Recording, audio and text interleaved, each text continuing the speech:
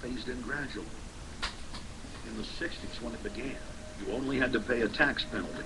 Only later did they imprison you if you had more than one child.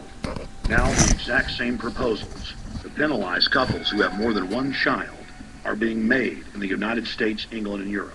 In the push to reduce global warming, children, according to some, are the new culprits.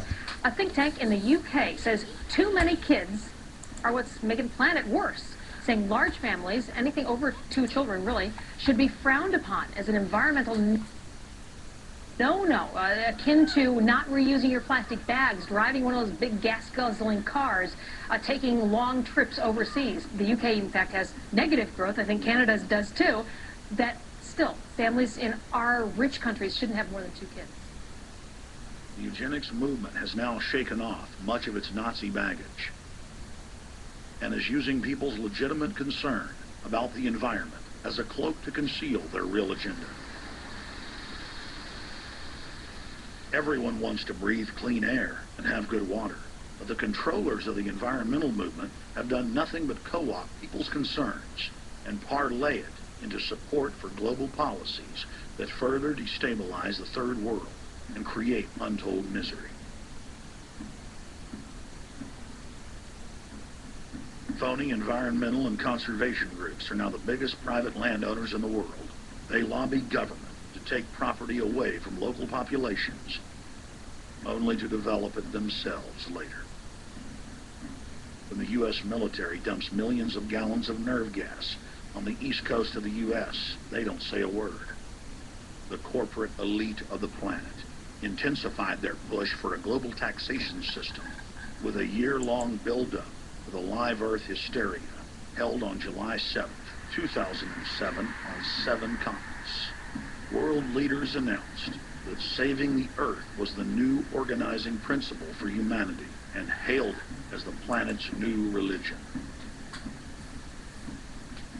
They claimed that CO2, which plants breathe, was killing the earth, and that we must reduce the number of children we have to curtail our carbon footprint.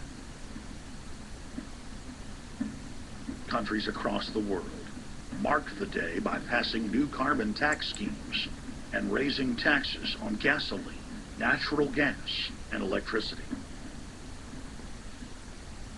It is a scientific fact that the sun is the main driver of planetary climate, and the measurements are clear. The sun is becoming hotter, brighter. It has been slowly increasing thermal output in the last 100 years, causing warming not just on Earth, but throughout the solar system. But the scientific facts and even the order of the planets didn't matter to one of the chief organizers of Live Earth, David Mayer de Rothschild, heir to the British arm of the Rothschild fortune, when we spoke to him. When I called Rothschild on the order of the planets, he just laughed, thinking the audience wouldn't get it. He continued to count on the population's ignorance and claimed the global warming lobby has nothing to do with carbon taxes. I guess he hadn't spoken with his good personal friend, Al Gore.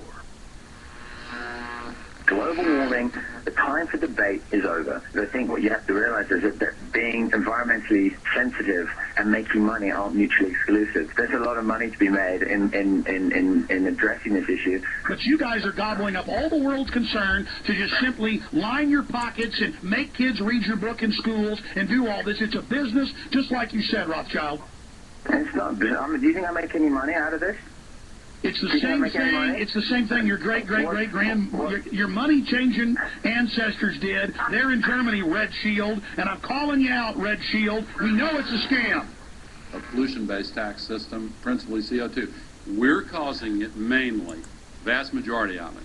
The consequences are bad and will be catastrophic unless we act. The polar ice caps of Mars are receding at several miles a year, much faster than ours, and that the moons of Saturn and Jupiter are melting. In fact, several of their moons were ice and are now liquid seas. Now, how are SUVs causing that, David Rothschild? That's because those planets are closer to the sun, my friend. No, Jupiter and Saturn are not closer to the sun. Neither is Mars.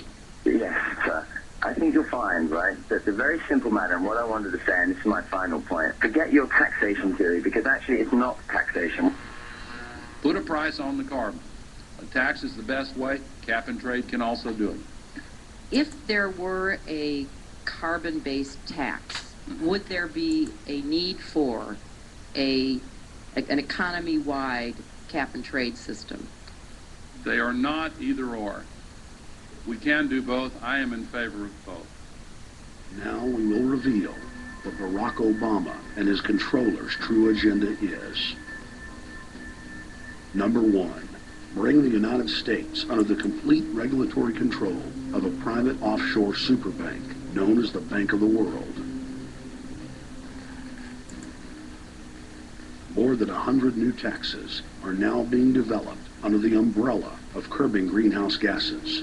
The new taxes will be paid directly to the private bank consortium. At the producer level, taxes will be paid on farm animals' flatulence. At the consumer level, there will be carbon taxes on all forms of meat, beef, poultry, pork, and fish. All cars will be fitted with satellite tracking boxes that will tax driving by the mile. And an added tax will be placed on all fossil fuels, including motor oil and natural gas. All plastic products will have a carbon tax added. Outdoor space heaters and fireplaces are to be taxed. All electricity produced by coal-powered plants will be taxed. Under the cap and trade system, citizens will be forced to pay taxes on thousands of products to private cap and trade services owned by Al Gore and other elitists. There will be taxes on light bulbs, water, trash pickup, air travel, train travel, bus, ship, medicine, steel production, mining, clothing, laundry, asphalt are just a few of the new taxes to be levied. But to truly transform our economy, to protect our security and save our planet from the ravages of climate change, we need to ultimately make clean, renewable energy the profitable kind of energy. So I ask this Congress to send me legislation that places a market-based cap on carbon pollution and drives the production of more renewable energy in America. That's what we need.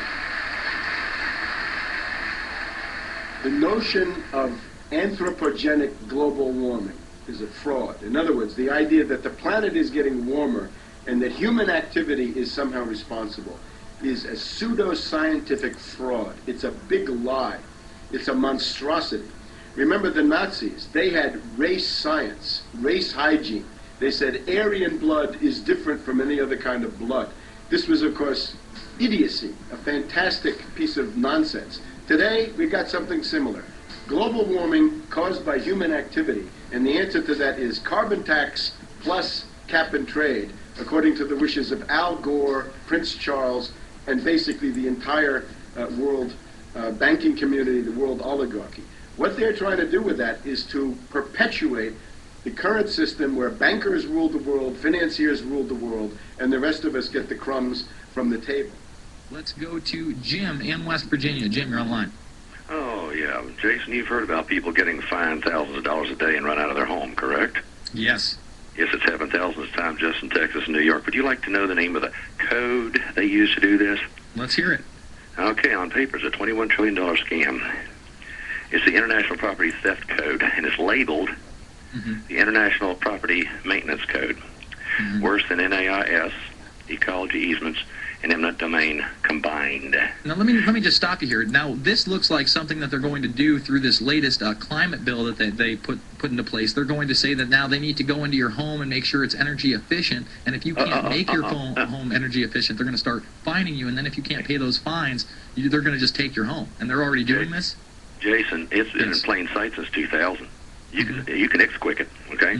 It isn't a legitimate law passed by a legislature and signed into law. It's a code that a jurisdiction can just adopt and enforces it as if it's legitimate.